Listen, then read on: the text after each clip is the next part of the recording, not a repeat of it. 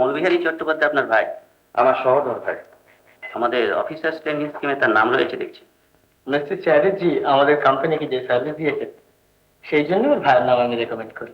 তাছাড়াও আমার ভাই ইকোনমিক্স অনার্সে হাই ফার্স্ট ক্লাস পেয়েছে। That's all right mister Chatterjee, কিন্তু আসল খবরটা আপনি চেপে গিয়েছেন। দেখুন, আমি জানতাম সে কোনো রাজনৈতিক দলের অ্যাক্টিভ মেম্বার নয়। এক্সকিউজ মি মিস্টার চ্যাটার্জি, আপনাদের মতন গার্জিয়ানদের গাফিলতির জন্য এইসব ছেলে নষ্ট হয়ে যায়। নষ্ট হয়ে যাবে কেন? আপনি জানেন সে ধরা পড়েছে এবং বেল পায়নি, তার মানে সে পার্টির একজন অ্যাক্টিভ মেম্বার। আমাদের কারখানায় ধর্মঘটের কোনো বালাই ছিল না, কিন্তু লাস্ট ইয়ার ওই দলের রুস্কানিতে সেখানে ধর্মঘট হয় এবং তার জন্য আমাদের যথেষ্ট হয়রান হতে হয়েছে। সেখানে আপনি জেনে শুনে আপনার ভাইকে আমাদের কোম্পানির অফিসার র্যাঙ্কে ঢোকাবার চেষ্টায় ছিলেন। এ থেকে যদি মনে করি আপনার ভাই যে রাজনৈতিক দলের সভ্য, আপনিও গোপনে সেই দলকে সাহায্য করতে চান? আপনারা যদি তাই মনে করেন তাহলে আমি নাচার। देखिए उत्पल बाबू, माना कि आप कंपनी के अच्छे वर्कर हैं, लेकिन फिर भी मालिक लोग के सामने में ऐसा बोलने का कोशिश नहीं की। আপনারা এই কোম্পানির একমাত্র মালিক, এই কথা বলতে আপনারাই যখন লজ্জিত হবেন তখন আমার ভাইয়েদের আন্দোলন করবার কোনো দরকার হবে না। I C. এক্সকিউজ মি, এরকম একটা পরিস্থিতি হবে আমি জানতাম, আর সেই জন্যই আমি আমার রেজিগনেশন লেটার সঙ্গে নিয়ে এসেছি। You please accept. আচ্ছা, নমস্কার। তোমার বড় বউ আর জানতে পারলে, পুরীত বাবা তার টেবিলে বসে তার চা বিস্কুট ধ্বংস করছি, এখনই এসে বলবেন আবার এসেছো, গেট আউট। শিখি শিখি চালাও। বড়বাবু আজকাল রাত 8টার আগে বাড়ি ফেরেন না। ছোট ওর কি হলো? আবার দিন পড়েছে, খবরটা তোমাকেই দিয়ে গেলাম কেষ্টদা। বড়বাবু তো কোনো কথাই জিজ্ঞাসা করেন না। অত্যন্ত বাড়াবাড়ি, অতটা ভালো না। লোকটাকে ওভাবে দেখো না সবিতা দি। তুই থাম তো। কমলের সঙ্গে আমার দেখা হতে জিজ্ঞেস করলে দাদা কেমন আছেন, উত্তর দেবার আগে পুলিশ তাকে সরিয়ে নিয়ে গেল। ভালো করেছে। তার মানে তুমি তো যা তা একটা উত্তর দিয়ে দিতে পারিনি, তবে এবার দেব। বলবো যে তোমার দাদা তো নিশ্চিন্তে।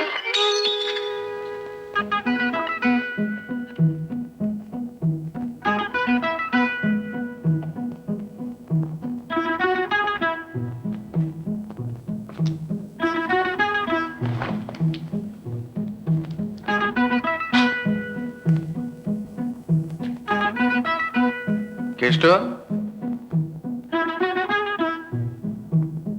কেষ্ট,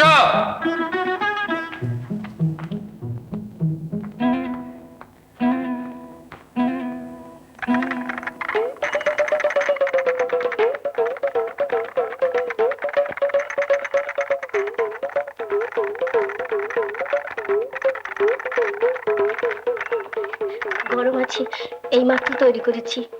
ওইখানে রেখে দিয়ে যাও। খাবেন না?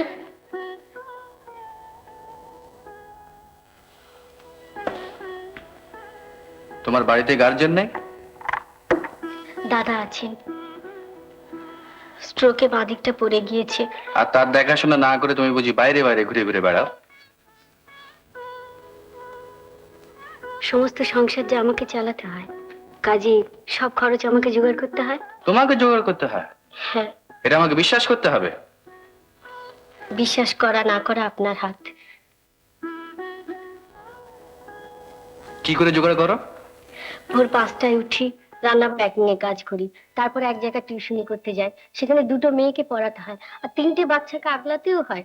তারপর বৈঠকখানা বাজারে এসে বাজার করি, ছুটতে ছুটতে 9টার ট্রেন ধরি, রাত 10টায় বাড়ি ফিরি।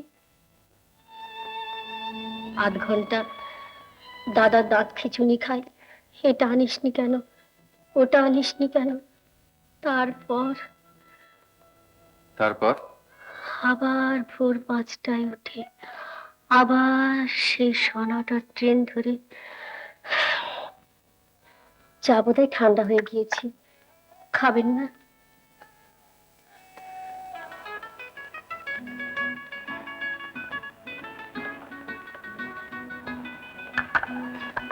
তা এত কাজের মধ্যে দেশোদ্ধারের কাজ করা হয় কখন? ওই ছোট ছুটির ফাঁকে যেটুকু সময় পায় তাতেই তো বেঁচে থাকি দাদা।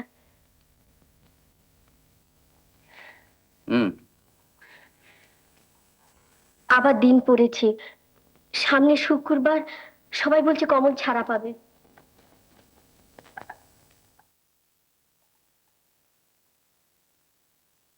কমল তোমাকে খুব কমলের সঙ্গে তোমার খুব ভাব, তাই না? কমল আমাকে দেখতে পারে না। একসঙ্গে তো নাচো গাও। পার্টির অন্য কোনো মেয়ে একসঙ্গে নাচতে গাইতে পারে না বলে ওই জেলেনির পার্টটা আমাকে দিয়েছিল। আমাকে বোকা মনে করো না। কমল যদি তোমাকে দেখতেই না পারে তাহলে সেদিন রাত্রে আমাকে লুকিয়ে তার ঘরে তোমাকে আশ্রয় দিত না। আর তুমি বা পার্টির এত লোক থাকতে কোন সাহসে কমলের ঘরে আশ্রয় নিয়েছিলে? আপনি আমার কথা বিশ্বাস করবেন কিনা জানি না, সেদিন আমি কমলের ভরসায় আসিনি, এসেছিলাম আপনার ভরসায়। কমলের কাছে আপনার যত প্রশংসা শুনেছি তাতে আমার মনে হয়েছিল আপনার কাছে নির্ভাবনায় আসা কে চাইছে তোমাদের প্রশংসা? কি সব বোনা সে নিজের করলো, আমার করলো, সে কি তা জানে না, বোঝে? একে প্রশংসা করা বলে না, একে বলে প্রশংসা দিয়ে লোক ঠকানো, যা তুমি করার চেষ্টা করছো। শুক্রবার একবার কোর্টে যাবেন? না, যাব না। কেন যাব? এখন তো তার আপনার লোক বলতে কোনো অভাব নেই। বলে কিনা পিঠ থেকে যাকে নামিয়েছো তাকে বুঝতে দাও তারও দাঁড়াবার মতো দুটো পা আছে।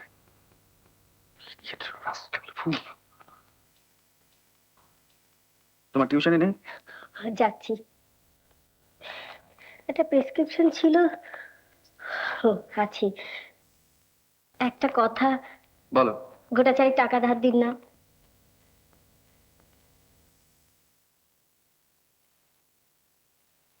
মহাজনী কারবার আমি করি না। চলেন। এবার আমাকে বাঁচাও। বাড়ি যাও, বাড়ি যাও। ও, তুই টাকাটা ফেরত দিয়ে আয়, আমি তোকে 5 টাকা ধার দিচ্ছি। তুমি বুঝছো না সবিতা দি, ফেরত দিতে তো একদিন আসতে হবে। তুই কি ভেবেছিস খোসামত করে ওর মন পাবে? হুঁ, ও এক অন্য জাতের লোক। ওরা যত বেশি করা হতে পারে তার চেয়ে যদি তুই আরো বেশি করা হতে পারিস তোর দিকে ফিরে তাকাবে, নইলে মারিয়ে চলে যাবে। একে ক্ষেপে আছেন, তার উপর টাকা ফেরত দিতে গেলে আরো ক্ষেপে যাবেন। আরে ওতেই তো ওদের আনন্দ, নইলে এরকম ছেলে মানুষই কেউ করে? আসুন না কমল বাবু, উনি আমাকে ফুটবল খেলা দেখিয়েছেন। আমি ওকে ফুটবল, ক্রিকেট, হ্যাঁ cricket, volleyball, volleyball, badminton, badminton, সমস্ত খেলা দেখিয়ে ছাড়বো।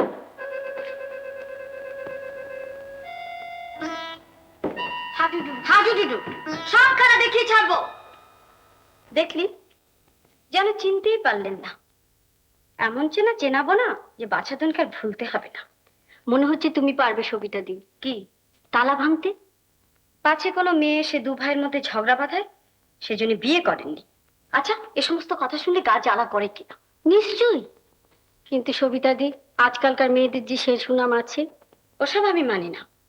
পুরুষরা যা চায় মেয়েদের দিয়ে তাই করিয়ে নেয়, আবার উল্টে মেয়েদেরই দোষ দেয়। জগৎটাকে যতই আধুনিক বলি না কেন, ও ভাই পুরুষদেরই জগৎ। যাকে তুই টাকাটা কেষ্টর হাতে দিয়ে দে, আমার অনুরোধ। সেটা ভালো দেখায় না। তবে মরকে চল। মরতে তোমারও বেশি দেরি নেই। কি বললি? কিছু না।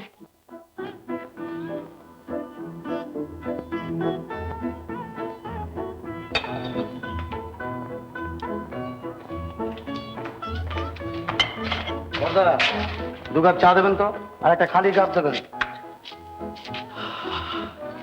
আরে ওদিকে মামলা হয়ে গেল আর আমি এখনো দাঁড়িয়ে চা খাচ্ছে। আচ্ছা আমি দিচ্ছি এই নিন, বসা। আসুন। এই যে। একটা খালি কাপ।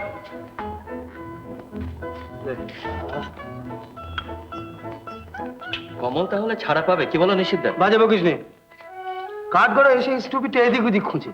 কিন্তু যাই বলো নিষিদ্ধা, মাধুরী কিন্তু আজকে আসা নিশ্চয়ই উচিত ছিল। সে ওরা বুঝবে, তোর কি? 3 কাপ চা দেখে ভাই। আমি বলি কি, কমলদাকে সোজা এখান থেকে তোমার ডেরায় নিয়ে গিয়ে তোলো। ভেবেছিলাম উৎপল বাবু হয়তো আজ একবার আসবেন। ঠিক আমার দাদার মতো, হয় আমার কথা শোনো, নাহলে সোজা বেরিয়ে যাও। তোর হয়েছে?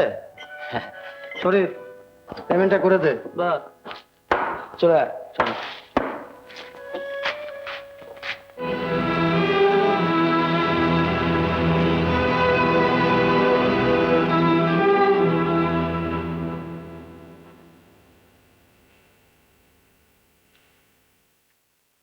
কি বৈকুণ্ঠ বাবু, যা বলেছিলাম তাই না? যারা অ্যারেস্টেড হয়েছিল তাদের তো ওয়ার্নিং দিয়ে ছেড়েই দিল।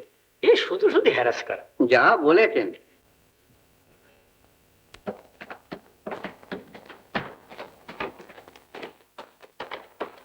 কমল, আমি এখান থেকে সরে পড়ি। না চল, হ্যাঁ, চল। ধন্যি তুমি দাদা বাবু। বাজে বকিস নি। হ্যাঁ রে, দাদা এখনো ফেরেনি? ফিরতে রাত হবে বলে গেছে। সবিতাদি বুঝেছো? বুঝে আর কি করব ভাই? চল।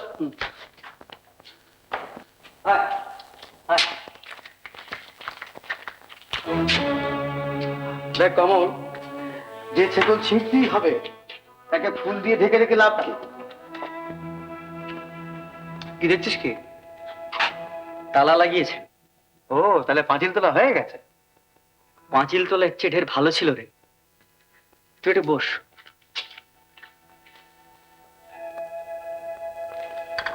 দু কাপ চা হবে? দিচ্ছি দাদাবাবু। মাধুরী এখানে এসেছিল? না তো। ঠিক আছে, আমি একটু বেরোচ্ছি, ফিরতে রাত হবে। যদি কেউ আমার খোঁজে আসে সোজা বলে দিবি দেখা হবে না। আজ আর বেরিও না ছোটবাবু। আমি একটা ঘর খুঁজতে যাচ্ছি।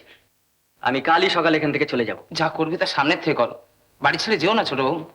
আমি 1 মাস হাজতে রইলাম, একবারও আজ তিনি জানতেন যে আমার রায় বেরোবে। কমল ছাড়া পেল কি জেলে গেল, তাতে যদি তার কিছু যায় না আসে, কমল এখান থেকে চলে গেলেও তার কিছু যাবে আসবে না।